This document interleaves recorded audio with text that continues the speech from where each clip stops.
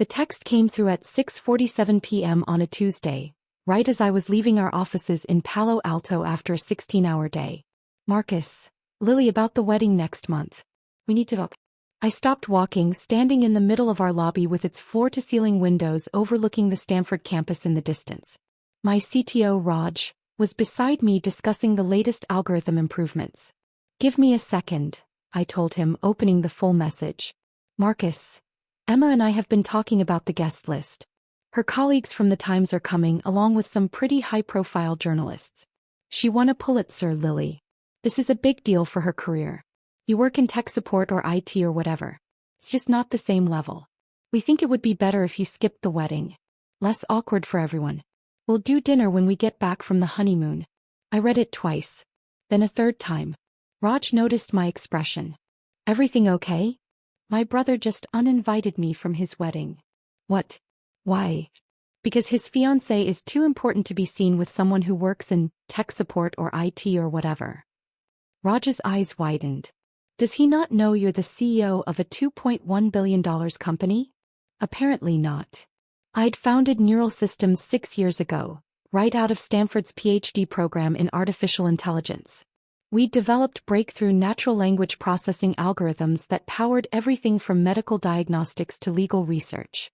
We had 340 employees, offices in 5 countries, and had just closed our Series D funding round at a $2.1 billion valuation. Forbes had called me 3 weeks ago. They wanted to interview me for their 30 under 30 list in the technology category. The interview was scheduled for next week. My brother Marcus, 2 years older than me, was a marketing director at a mid-sized pharmaceutical company in New York. He made good money, had a nice apartment in Brooklyn, and was engaged to Emma Chin, an investigative journalist for the New York Times who'd won a Pulitzer Prize last year for her series on housing discrimination. I'd met Emma exactly twice. Once at their engagement party 8 months ago, where she'd been charming but distracted, already fielding calls from her editor. Once at a family dinner where she'd spent most of the meal on her phone fact-checking sources for a story. Both times when Marcus introduced me he'd said, "This is my little sister Lily. She works in tech." That was it. Just works in tech. He'd never asked what I did specifically. Never visited my office. Never looked at Neural Systems' website. Never bothered to Google me. To be fair, I'd never corrected him. When I'd first started the company, I told the family I was working on a startup. When we got our first major client, I'd said, the company is doing well. When we raised our Series A, I'd mentioned we'd gotten funding. But I'd never sat Marcus down and said, I'm the CEO and founder of a rapidly growing AI company. Why would I? He'd never asked. I typed a response to his text. Me understood. Congratulations on the wedding. Nothing else. No explanation. No argument. Just acknowledgement. Marcus didn't respond. Raj was still looking at me with concern. Are you okay? Yeah. I pocketed my phone. What were you saying about the algorithm improvements? We talked about work for another 20 minutes, then I drove home to my apartment in Mountain View. It was small, 1 bedroom, nothing fancy. I'd bought it when the company was still struggling and I'd never bothered to upgrade. Most of my money was reinvested in Neural Systems or sitting in investments I barely paid attention to. That night I lay in bed thinking about Marcus. About how he'd always been the golden child.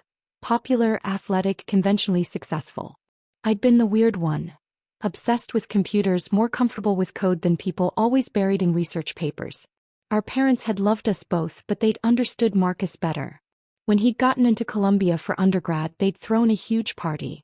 When I'd gotten into Stanford's PhD program with a full fellowship, they'd said, "That's nice, honey, but when will you be done with school?" They'd come to Marcus's college graduation. They'd missed my PhD defense because it conflicted with Marcus's company's annual retreat where he was receiving an award for marketing excellence. I'd stopped expecting them to prioritize me a long time ago. But being uninvited from my brother's wedding because I wasn't accomplished enough? That was new. The Forbes interview was scheduled for the following Tuesday at 10 a.m. They were sending Emma Chin to conduct it. I didn't realize this until Monday afternoon when my assistant Kelly forwarded me the confirmation email from Forbes. Your interview tomorrow is with Emma Chin from the New York Times, Kelly said, poking her head into my office. She won a Pulitzer last year. This is a big deal. My stomach dropped. Emma-chan, are you sure? Yes, is right here.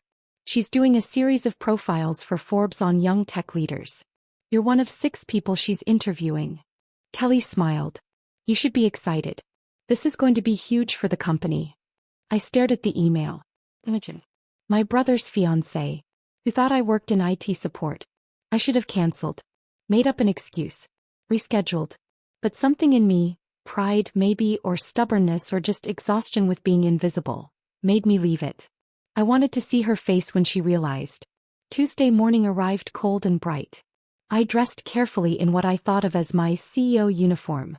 Tailored black pants, a silk blouse, a structured blazer. I wore my Stanford PhD ring and simple diamond studs my grandmother had given me. I looked successful. Professional.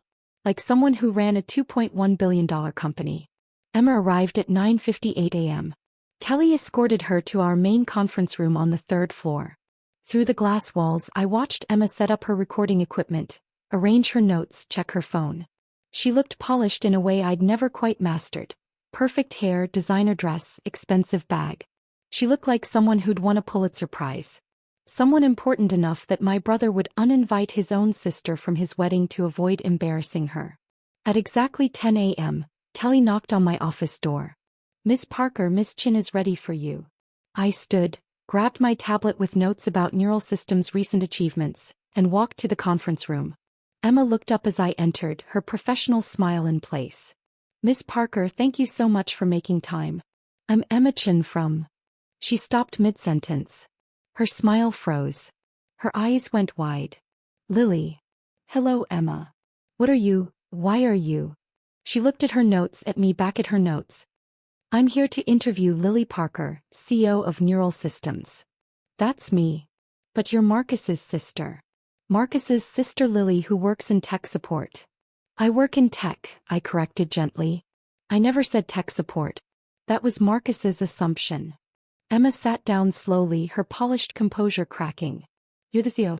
You're Lily Parker, the Lily Parker who founded Neural Systems. Yes.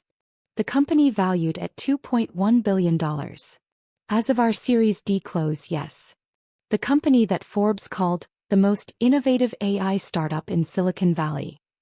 They were very generous with that assessment. Emma just stared at me. Then she looked at her notes again as if they might have changed. My producer gave me your bio. You have a PhD in AI from Stanford. You published 12 papers before you were 25. You hold 17 patents. You were named one of MIT Technology Review's innovators under 35. 18 patents now, actually. We just got approval on the latest one. And Marcus thinks you do tech support. IT support, I think, was his exact phrase. Tech support or IT or whatever. Emma closed her eyes. When she opened them, she looked genuinely distressed. Oh my God. When he uninvited you from the wedding, he said, she stopped. He said you'd won a Pulitzer and I worked in IT. That it wasn't the same level, I finished for her. You knew? He told you that. He texted me last Tuesday. Emma put her head in her hands. I didn't know. He told me his sister couldn't make the wedding because of work conflicts. He said you felt uncomfortable around his professional friends. He made it sound like you were shy and preferred to keep to yourself. I am shy, I said. That part's true. But I didn't uninvite myself. No. He uninvited you because he's an idiot who doesn't know his own sister is more successful than both of us combined. I sat down across from her. Should we do the interview? I can't. Emma looked at me helplessly. Lily, I'm supposed to be interviewing you about your groundbreaking work in AI. About building a billion-dollar company before 30, about being a woman in tech. And all I can think about is that my fiancé is such a self-absorbed ass that he doesn't even know what his own sister does for a living. He's not self-absorbed. He's never been interested in my work. Our parents weren't either. I'm used to it. That doesn't make it okay. No, I agreed. But it's reality. Emma was quiet for a long moment. Then she picked up her pen. Hey. Let's do this interview.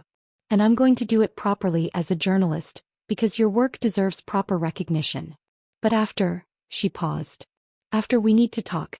Not as journalist and subject. As people. Okay. For the next 90 minutes, Emma was completely professional.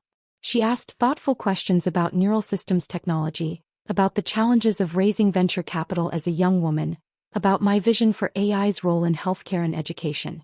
She asked about the technical breakthroughs we'd achieved, about our company culture, about how I'd built a team of world-class engineers. I relaxed into it. This was comfortable territory, talking about my work, explaining complex algorithms, discussing the future of artificial intelligence. This was who I was. Emma was good at her job. She knew when to dig deeper, when to let me talk, when to challenge my assumptions. I could see why she'd won a Pulitzer. At 11:30 she turned off her recorder. "That was incredible," she said. "Seriously, Lily. What you're building is going to change how people interact with information. The medical diagnosis application alone could save thousands of lives. That's the goal. And you did this all by the time you were 29.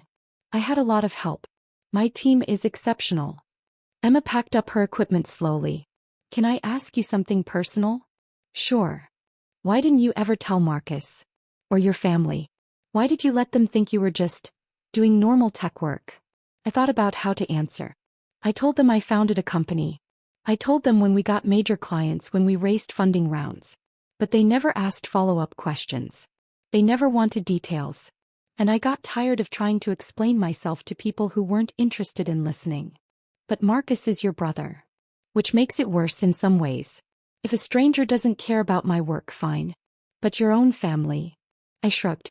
"After a while you just stop trying." "I'm so sorry," Emma said quietly. "And I'm sorry I'm part of this. That my career was used as an excuse to exclude you. You didn't do anything wrong. I'm marrying someone who did, though. That makes me complicit." She stood gathering her things. "I need to call Marcus. I need to understand how this happened. How he could be so blind to his own sister's achievements." "Emma, you don't have to." "Yes, I do. Lily, I'm an investigative journalist. I dig into corruption, expose injustice, hold powerful people accountable. I can't do that professionally and then ignore this kind of casual cruelty in my personal life." She picked up her bag. "Thank you for the interview. The article will run next week. And I'm sorry for all of it." She left. I sat in the conference room for a few minutes, looking out at the Palo Alto skyline. My phone buzzed. Raj asking about a technical decision we needed to make. Kelly confirming tomorrow's board meeting. A venture capitalist requesting a meeting about potential Series E funding. My real life. The one Marcus knew nothing about. The call came at 3:47 p.m. "Marcus." I let it ring through to voicemail. Then listened to the message. "Lily, what the fuck? Emma just called me. She's furious. She said you're the CEO of some billion-dollar company? That can't be right. She must have misunderstood. Call me back. We need to talk about this." I deleted the message without responding. He called again at 4:15 p.m. Again at 5:30 p.m. At 6 p.m. he texted. "Marcus, Emma is saying the wedding is off. She won't tell me why. Did you say something to her? What happened at that interview?" Me, I answered her questions about neural systems. So, "Marcus, what's neural systems?" I stared at that text for a long time. What's neural systems? The company I'd spent 6 years building. The company I'd mentioned probably 50 times in family conversations. The company I'd poured my entire adult life into. And he didn't even know its name. Me, it's the company I founded and run. The one Emma interviewed me about for Forbes. "Marcus, you run a company? Since when?" Me, "Since 2018. "Marcus, you never told me that." Me, "I told you I started a company in 2018. I told you when we got our first major client in 2019. I told you when we raised series of funding in 2020. I told you when we hit profitability in 2021. I told you when we raised Series B in 2022. You never asked for details." 3 dots appeared, disappeared, appeared again. Finally. "Marcus, I thought you meant like a small consulting thing. A side project. A real company. With 340 employees. And $2.1 billion valuation." "Marcus, what?" "Me, I have to go. Board meeting prep." I turned off my phone. The Forbes article ran the following Monday. The headline read, "At 29, Lily Parker built an AI empire that's changing healthcare forever." The article was beautiful. Emma had captured not just the technical achievements but the vision behind neural systems, using artificial intelligence to make expert knowledge accessible to everyone, democratizing information that had previously been locked away in specialist silos. She quoted me extensively, included photos of our offices and our team, detailed our major breakthroughs. She called me one of the most important young voices in technology, and a model for what's possible when brilliant minds tackle real-world problems. The article went viral. By Tuesday morning, we'd received 147 media requests. The Wall Street Journal wanted an interview. TechCrunch wanted a profile. NPR wanted me on their show. My phone, which I'd turned back on Monday night, had 23 missed calls from Marcus and 14 text messages. I read through them. They progressed from confusion to anger to panic to something that looked like genuine distress. Marcus, why didn't you tell me? Marcus, Mom and Dad are freaking out. They had no idea either. Marcus. Emma broke off the engagement. She said she can't marry someone who doesn't even know his own sister. Marcus. Lily, please call me. I need to understand what happened. Marcus, I know I fucked up. I know I should have paid more attention. But please talk to me. The last message had come at 2:47 a.m. Marcus. I read the Forbes article. You're incredible. I had no idea. I'm so sorry. I should have felt vindicated. Triumphant even. My brother who'd dismissed me, who'd uninvited me from his wedding, was finally seeing what he'd missed. Dad, I just felt tired. I called him Tuesday afternoon, during a break between meetings. Lily. He answered on the first ring. Thank you for calling. I've been going crazy. I've been busy. I know. I read about it. The Forbes article, and then I Googled you, and holy shit, Lily. You're everywhere. There are articles about you in Bloomberg, in TechCrunch, in Wired. You gave a keynote at some AI conference. You were on a panel at Stanford. You're on the board of 2 nonprofits. Yes. Why didn't I know any of this? Because you never asked, Marcus. Not once in 6 years did you ask me what I was actually working on. What my company did. What my title was. Whether things were going well. I don't know what I thought. That you were doing okay but nothing special. That you were happy with a quiet tech job. I have a PhD from Stanford. I published 12 papers before I graduated. What part of that suggested I wanted a quiet job? Silence. Then, I'm an idiot. Yes. Emma won't talk to me. She said I don't see the women in my life clearly. That I assumed you were less successful because you're my little sister and you're quieter than me. She said it's a pattern of casual sexism she can't ignore. She's right. I know she's right. But Lily, you're my sister. If this was some stranger, fine, I'm an ass who makes assumptions. But you could have corrected me. You could have told me what you were doing. I did tell you. Over and over. You just didn't listen. More silence. What do I do? He asked finally. How do I fix this? I don't know if you can. Not quickly. This isn't about one mistake, Marcus. It's about 6 years of not caring enough to pay attention. It's about uninviting me from your wedding because you were embarrassed by what you thought I did. It's about, I stopped feeling the anger I'd been suppressing finally surface. It's about the fact that I achieved something remarkable and my own family didn't even notice. I notice now. Because you were forced to. Because Emma confronted you. Because Forbes published an article. Not because you actually looked at me and saw who I was. You're right. His voice was thick. You're absolutely right. And I'm sorry. I'm so fucking sorry, Lily. I know you are. But sorry doesn't fix 6 years. What about Emma? Can you talk to her? Tell her I'm trying to understand, to be better. No, I said firmly. Emma made her decision based on who you showed her you were. That's between you two. I'm not going to advocate for you when I'm not sure you've actually changed. I have changed. Reading about your work, seeing what you've built. That's not change, Marcus. That's just finally having information. Change is recognizing why you didn't have that information. Why you never sought it out. Why you made assumptions about your sister's life and never questioned them. He was quiet for a long time. Will you at least have dinner with me? Let me try to understand. Maybe. Eventually. Right now, I have a company to run and about 100 media requests to handle because Forbes called me one of the most important young voices in technology. I paused. Which you would have known about if you'd ever Googled me. I'll Google you every day from now on, he said, trying for humor. Don't. Just talk to me. Actually ask me questions. Actually listen to the answers. That's all I ever wanted. I hung up before he could respond. Emma called me 3 days later. Lily, it's Emma. I hope it's okay that I'm calling. It's fine. I wanted to let you know, I'm not getting back together with Marcus. I've broken off the engagement permanently. I'm sorry, I said and meant it.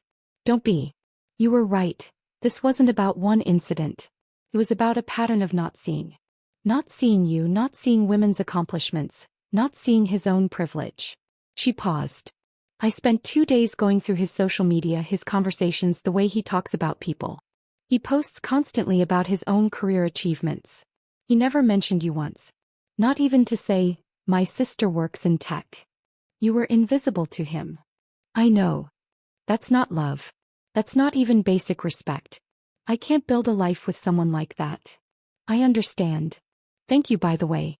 For doing the interview despite everything. For being professional. For sharing your incredible work with me. You're good at what you do, I said. The article was fair and thorough. I tried. I wanted people to see you the way I saw you in that conference room. Brilliant, driven, changing the world. Not the way Marcus sees you or saw you. As an afterthought. After we hung up, I thought about that word. Afterthought. That's what I'd been to my family. The smart one who did computer stuff. The quiet one who didn't need much attention. The one who was fine so they could focus on Marcus and his more legible achievements. I'd built a $2.1 billion company and I was still an afterthought. The rest of the week was chaos. The Forbes article had opened floodgates. We had investors calling about Series E funding. Universities wanted me to speak. Other companies wanted to discuss partnerships or acquisitions. On Friday, I gave a presentation at a major AI conference in San Francisco. 2,000 people in attendance. I talked about Neural Systems' medical diagnostic tool, about how our algorithms could analyze patient symptoms and medical histories to suggest diagnoses that human doctors might miss. It was the biggest audience I'd ever presented to. I was terrified. But I stood on that stage and I talked about my work and people listened. Really listened. They asked smart questions. They challenged my assumptions. They wanted to collaborate to build on what we'd created. Afterward, a woman approached me in the lobby. Mid-40s, kind face, professorial demeanor. Dr. Parker, I'm Sandra Liu. I'm a professor at UCSF Medical School. I've been following your work for 2 years. That diagnostic tool you've developed could revolutionize how we train medical students. Would you be open to discussing a research partnership? Absolutely, I said. We talked for 20 minutes about applications in medical education, about how AI could supplement human judgment rather than replace it, about the ethical considerations of automated diagnosis. You're doing important work, she said as we exchanged contact information. Don't let anyone diminish what you've accomplished here. Walking to my car, I called my parents. They answered on the third ring, both of them on speaker. Lily, we were just talking about you, Mom said. We read the Forbes article. We had no idea you were doing so well. I've been telling you about the company for 6 years. Well, yes, but you never said it was this big. $2.1 billion? That's like Mark Zuckerberg money. It's really not. We're not Facebook. Still. Our daughter, the CEO. Dad's voice was warm. Proud. We're telling everyone. The neighbors, our friends, everyone. Did you tell them you didn't know what I did until Forbes published an article? Silence. Lily, Mom said carefully, that's not fair. You were always so private about your work. I wasn't private. I was available. You just never asked. More silence. You're right, Dad said finally. We didn't ask. We should have. We're sorry. It was something. Not enough, but something. Marcus is devastated, Mom added. Emma broke off the engagement. He says it's because of what happened with you. It's because of how Marcus treated me. There's a difference. He's your brother. Can't you forgive him? Eventually, maybe. But not until he understands what he did wrong. Not until he actually sees me. We see you, Dad said. We're proud of you. We always have been. You're proud now that Forbes validated me. You're proud now that you have something to brag about to your friends. But when I was doing the hard work, when I was building this company from nothing, struggling through the early years, you didn't care then. That's not true. It is true. When I told you we'd raised our Series A, you asked when I was going to get a real job. When I told you we'd hit profitability, you changed the subject to Marcus's promotion. When I told you we'd raise Series B, you asked why I wasn't dating anyone. My voice was steady but my hands were shaking. I love you both. But you've never cared about my work. You've cared about whether my work made me acceptable by your standards. And it never did until someone else told you it was important. Lily, please. I have to go. I have a conference call with our Tokyo office. I hung up. That night, alone in my apartment, I let myself cry. Not from sadness exactly. From release. From finally saying the things I'd kept inside for years. From acknowledging the hurt instead of minimizing it. Marcus came to Palo Alto 2 weeks later. He texted first, asking if he could visit. I told him okay, but just for coffee. Nothing more. We met at a cafe near my office. He looked terrible, dark circles under his eyes, his usually neat hair disheveled. He'd lost weight. Thank you for seeing me, he said as we sat down with our drinks. You look awful. I feel awful. I can't sleep.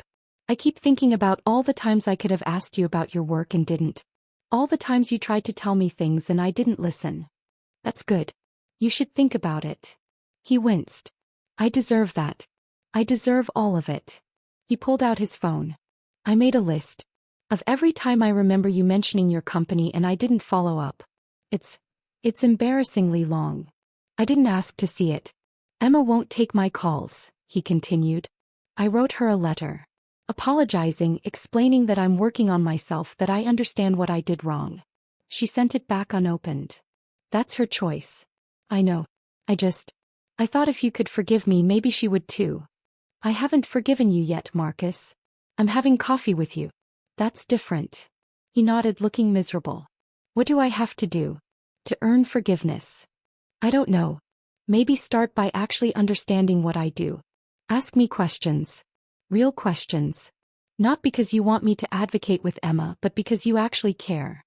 Okay. He pulled out a notebook. Hey. Tell me about neural systems. From the beginning.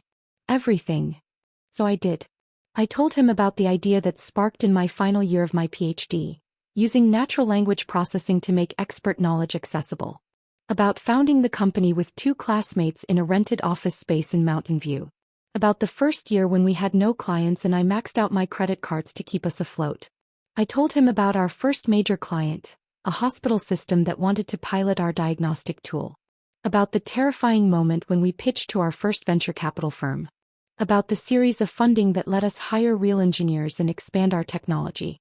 I told him about the hard years, the competing products, the technical setbacks, the employees who left, the investors who doubted us. About the moment when our algorithm correctly diagnosed a rare condition that 3 human doctors had missed, and we realized we were onto something real. I told him about scaling from 10 employees to 50 to 200. About opening offices in London and Singapore. About the Series C and Series D funding rounds that had valued us at over $2 billion. Marcus listened. He took notes. He asked questions, good questions, thoughtful questions. The medical diagnosis application, he said. You said it saved lives. Can you quantify that? We estimate our tool has contributed to approximately 340 earlier diagnoses of serious conditions over the past 2 years. Earlier diagnosis improves outcomes significantly, so yes, we believe we've saved lives. That's incredible, Lily. You're literally saving people's lives with code. With AI algorithms trained on vast medical datasets, but yes. He was quiet for a moment. I never knew. I never bothered to know. You were doing this, building this, saving lives, changing medicine, and I thought you were doing IT support. You thought what you wanted to think. That I was safe and small and not threatening to your role as the successful sibling. He flinched but didn't argue. You're right. I needed you to be less than me because I'm insecure about my own achievements. You have a PhD from Stanford. You're changing the world. And what am I? A marketing director. Upper middle management at a company I didn't build. There's nothing wrong with that, Marcus. It's good work. Important work. But it's not what you're doing. And instead of being proud of you, being inspired by you, I diminished you. I made you small so I could feel big. Yes, I said simply. We sat in silence for a while. The cafe was busy around us. Other tech workers, students from Stanford, the ambient noise of a Silicon Valley Tuesday afternoon. Can I come to your office? Marcus asked. See where you work. Meet your team. I thought about it. Not yet. Maybe eventually. But right now that space is mine. It's where I'm valued and seen and respected. I'm not ready to bring family complications into it. I understand. Do you? Because I'm not sure you do. My work is where I matter, Marcus. It's where people care about my ideas, where my accomplishments count, where I'm not just someone's little sister. I need to protect that space. From me, he said quietly. From anyone who might make me feel invisible again. Yes, including you. He nodded, his eyes red. I'm sorry. I'm so sorry for making you feel that way. For being that person. I know you are. But sorry is just words. I need to see change. Real, sustained change. Not because you feel guilty, but because you've genuinely understood what you did wrong. I'm trying. I promise I'm trying. We finished our coffee. As we stood to leave, Marcus hesitated. One more question. About your work. What? What's next for neural systems? What's the big goal? I smiled slightly. It was a good question. The kind of question someone who was actually interested would ask. We're working on educational applications. Imagine an AI tutor that can adapt to each student's learning style, that can explain complex concepts in multiple ways until something clicks. Democratizing not just medical knowledge but all knowledge. That could change everything. Especially for kids in underfunded schools. That's the goal. Equity through technology. That's amazing. He paused. Can I follow your work? Read about what you're doing? I promise not to be weird about it or use it as an excuse to contact you constantly. I just want to know. I want to actually see what you're building. Hey, I said. We have a blog where we post about new developments. You can subscribe to that. I will. Thank you. We walked out into the sunlight. Marcus headed toward his rental car. I turned back toward my office. Lily, he called. I turned. I'm proud of you. I should have said it years ago. I should have said it every time you told me about the company. But I'm saying it now. I'm so proud of you. It was what I'd wanted to hear for years. But hearing it now after everything, it felt hollow. Like receiving an award from someone who'd never watched your performance. Thank you, I said. But I don't need you to be proud of me, Marcus. I need you to see me. There's a difference. I walked away. 3 months later, Emma called me again. Lily, I hope I'm not overstepping. But I wanted you to know. I'm working on a longer piece about women in tech for the Times. I'd like to include you if you're willing. What's the angle? How the tech industry sees women versus how it should see them. About accomplishment that goes unrecognized because it doesn't fit expected narratives. About what it takes to succeed when you're constantly underestimated. She paused. About being invisible to the people who should see you most clearly. That's personal. It is. But I think it's important. And I think your story could help other women who feel unseen. I thought about all the young women in STEM programs, working twice as hard for half the recognition. About the brilliant engineers on my team who told me about being dismissed by professors, investors, even family members. Hey, I said. Let's do it. The article ran in the New York Times Magazine 2 months later. Emma had interviewed dozens of women in tech, but my story anchored the piece. The PhD from Stanford who built a billion-dollar company while her own family thought she did IT support. The response was overwhelming. I received hundreds of emails from women sharing their own stories of being underestimated, overlooked, dismissed. From daughters whose parents didn't understand their work. From sisters overshadowed by brothers. From women who'd achieved extraordinary things and still felt invisible. I responded to as many as I could. Shared resources, made connections, offered advice. One email stood out. It was from Marcus. Subject: I read the article. Lily. I read Emma's piece in the Times. Seeing our story in print from your perspective made me realize how much damage I did. Not just by uninviting you from the wedding, but by years of not seeing you. I've been going to therapy. Working on why I needed you to be less successful than me. Why I made assumptions instead of asking questions. Why I valued conventional achievement over actual accomplishment. It's hard work. I'm not fixed. But I'm trying. I don't expect forgiveness. I don't expect a relationship like we had before. We never really had a relationship where you were fully seen. But I want you to know I see you now. I read about your work. I follow neural systems. I'm learning about AI so I can understand what you're doing. Not because I feel guilty but because you're my sister and you're remarkable and I want to know who you actually are. I'm proud of you. Not because Forbes told me to be. But because I've done the work to understand what you've built, what you've overcome, what you're trying to change about the world. I love you. I'm sorry it took me so long to show it. Marcus. I read it 3 times. Then I called him. Lily, he answered surprised. I didn't expect you to call. I read your email. You're in therapy. Yeah. Twice a week. It's helping. I'm starting to understand why I did what I did. Why I needed you to be small. And it was about me, not you. About my own insecurity. About being threatened by your intelligence and achievements instead of celebrating them. About being raised to think success looked a certain way and not being able to see it when it looked different. It was the right answer. The honest answer. I'm having a company event next month, I said. A celebration for reaching 500 employees. You can come if you want. Meet my team. See what we've built. Silence. Then, really? Yes. But Marcus, if you come as my brother who's trying to understand, not as someone who already knows everything. You listen more than you talk. You ask questions. You stay humble. I can do that. I want to do that. Hey. I'll send you the details. Thank you, Lily. Thank you for giving me another chance. Just don't waste it. The company celebration was held at our Palo Alto headquarters. 500 employees, plus partners and families.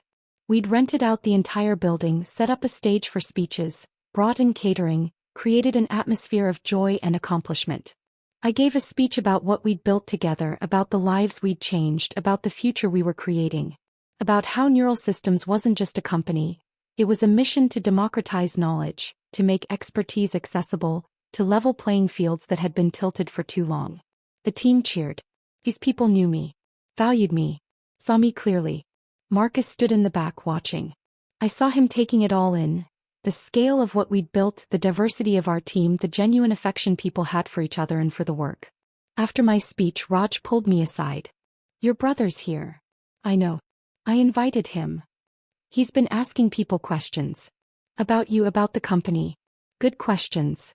Respectful questions. Good. Later, Marcus found me near the food tables. This is incredible, he said. The energy here, the people, they really believe in what you're doing. They should. We're doing important work. I know. I understand that now. Really understand it. He looked around. I talked to your CTO, Raj. He told me about the medical project, about the lives you've saved. He showed me some of the code. I didn't understand most of it, but he walked me through how it works. Lily, it's brilliant. You're brilliant. I've always been brilliant, Marcus. You just never looked. I know. And I'm sorry. I'll keep being sorry for the rest of my life. He paused. But I'm also going to be better. I'm going to be the brother who sees you, who celebrates you, who understands what you're building here. I looked at him, really looked. He was trying. It showed in the thoughtful questions, in the notebook he'd been carrying around, in the way he listened to my employees talk about their work. Keep showing up, I said. Keep trying. Keep asking questions. That's all I need. I will. I promise. Across the room I saw Emma. She'd come as a guest of one of my engineers who she'd interviewed for a follow-up piece. She caught my eye, smiled, raised her glass in acknowledgement. I smiled back. Later that night, after everyone had left, I stood in my office looking out at the Stanford campus in the distance. The university where I'd discovered my passion for AI. Where I'd built the foundation for everything that came after. I'd built a company worth $2.1 billion. I'd saved lives with technology. I'd been recognized by Forbes, the Times, the tech industry at large. But what felt best wasn't the success. It was finally being seen. By my team. By my peers. By journalists like Emma who took the time to understand. And now, slowly, by my family. It wasn't the ending I'd imagined when Marcus uninvited me from his wedding. It wasn't clean or dramatic or perfectly resolved. But it was real. And real was enough. My phone buzzed. A message from Marcus. Marcus, thank you for letting me come tonight. For letting me see who you really are. I won't waste this chance. Good. See you at Sunday dinner at Mom and Dad's? Marcus, I'll be there. And I promise, I'll tell them about your work properly. No more Lily does tech stuff. The real story. Me, they won't understand half of it. Marcus, then I'll help them understand. That's what family does. I smiled and pocketed my phone. That's what family does. When they're really trying. When they're really seeing you. Finally,